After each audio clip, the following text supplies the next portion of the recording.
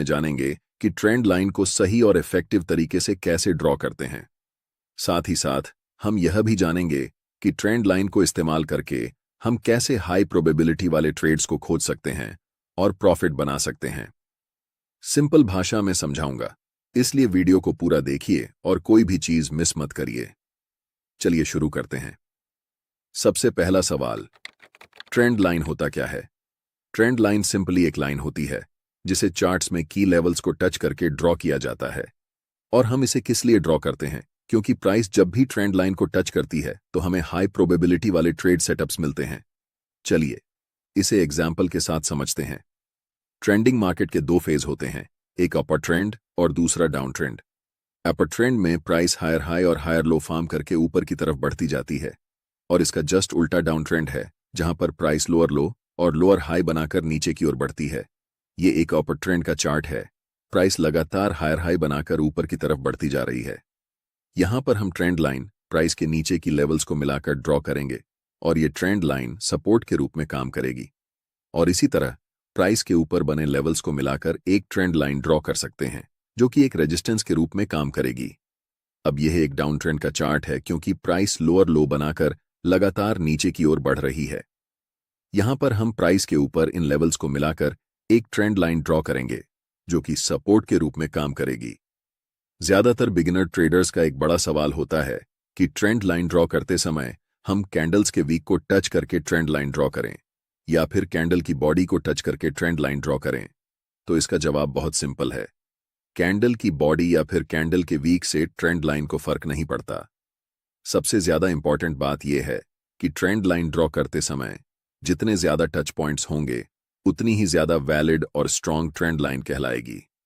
ऐसे में कहीं वीक टच हो सकता है तो कहीं बॉडी टच हो सकती है या कहीं पर थोड़ा सा डिस्टेंस भी बच सकता है।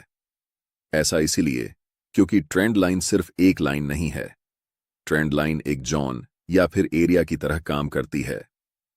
कोई भी ट्रेंड लाइन ड्रॉ करते समय आपको यह ध्यान रखना होगा कि ट्रेंड लाइन कम से कम 3 की पॉइंट्स को परफेक्टली टच करती हो। उम्मीद है कि आप समझ गए होंगे कि ट्रेंड लाइन को ड्रॉ करने का सही और इफेक्टिव तरीका क्या है। अब हम आते हैं दूसरे मोस्ट इंपॉर्टेंट सवाल पर कि ट्रेंड लाइन को इस्तेमाल करके कैसे हम हाई प्रोबेबिलिटी वाले ट्रेड सेटअप्स को खोज सकते हैं और प्रॉफिट बना सकते हैं। चलिए समझते हैं। ट्रेंड लाइन के साथ ट्रेड करने के दो मोस्ट इफेक्टिव तरीके होते हैं। पहला, कंटीन्यूअस पैटर्न के साथ ट्रेड करना।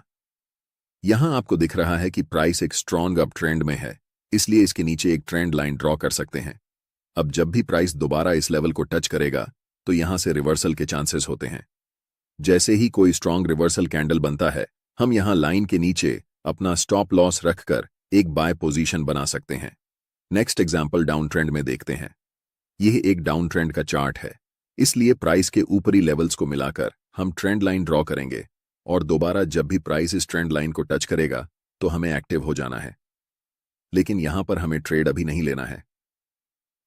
नेक्स्ट कैंडल जैसे ही प्रीवियस कैंडल के लो को ब्रेक करता है तो हम यहां ट्रेंड लाइन के ऊपर छोटा सा स्टॉप लॉस रखकर एक सेल पोजीशन में एंट्री ले सकते हैं।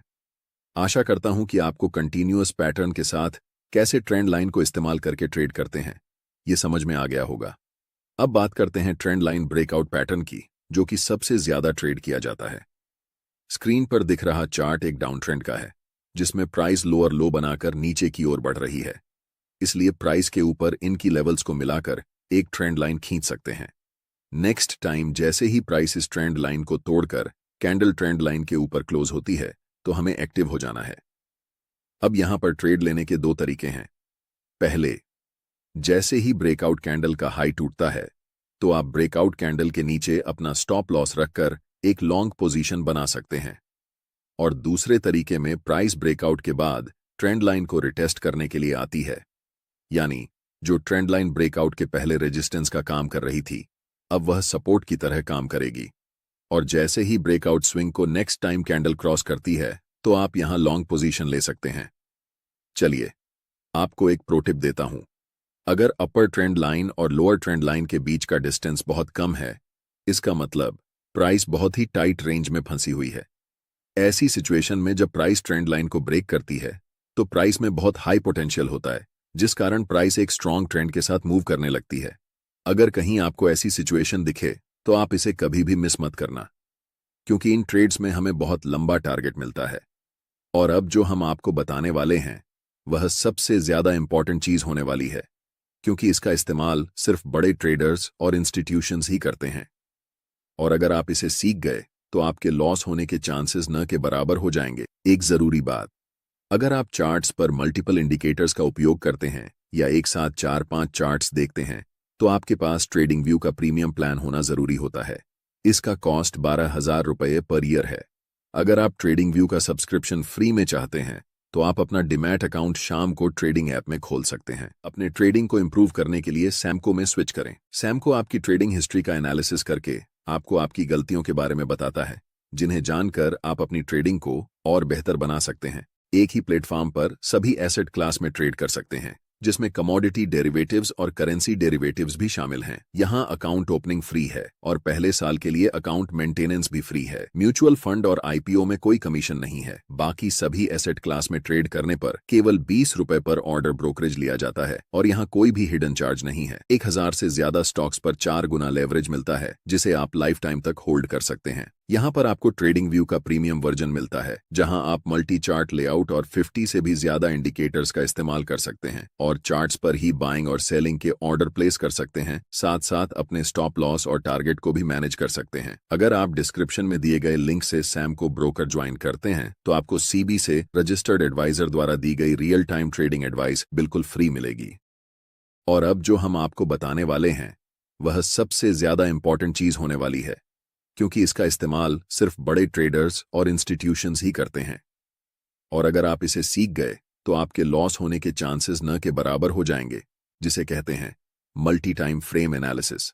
अब घबराइए मत, चलिए आसान भाषा में समझते हैं। मल्टी टाइम फ्रेम एनालिसिस का मतलब होता है अलग अलग टाइम फ्रेम में चार्ट्स को एनालाइज करना। एग्जाम्पल के साथ समझते हैं। यह निफ्टी 50 का 1 डे टाइम फ्रेम का चार्ट है। प्राइस हायर हाई बनाकर ऊपर की ओर बढ़ती जा रही है।